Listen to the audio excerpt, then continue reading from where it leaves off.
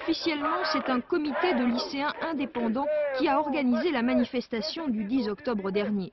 Mais en fait, depuis le début, les jeunes filles sont en contact avec la Fédération nationale des musulmans de France, la FNMF, une des deux plus importantes organisations islamistes. La FNMF n'avait pas appelé à la manifestation par crainte d'être taxée d'intégriste. Pourtant, c'est bien son secrétaire général, Driss Ichou, qui l'a organisée.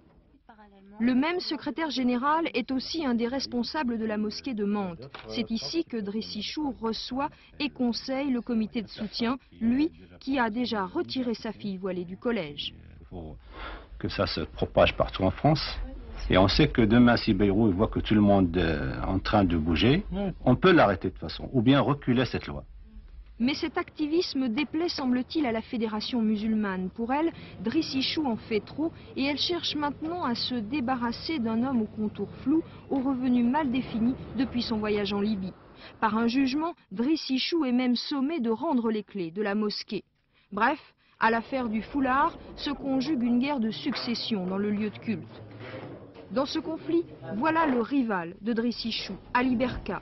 Lui aussi appartient à la Fédération musulmane, lui aussi se dit prêt à retirer ses filles de l'école si elles ne peuvent pas garder le voile. Moins controversé, il présentera une liste aux élections de la mosquée fin novembre.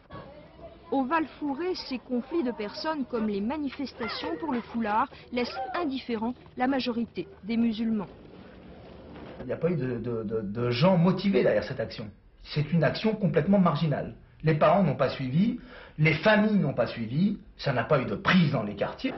Mais pourtant, les autorités du Maroc ont envoyé récemment un de leurs imams pour célébrer la prière, car la population est ici à majorité marocaine. L'ambassade est aussi intervenue dans le conflit de la mosquée pour calmer les esprits, comme si elle craignait que cette affaire de foulard ne profite à des organisations extrémistes hors de tout contrôle.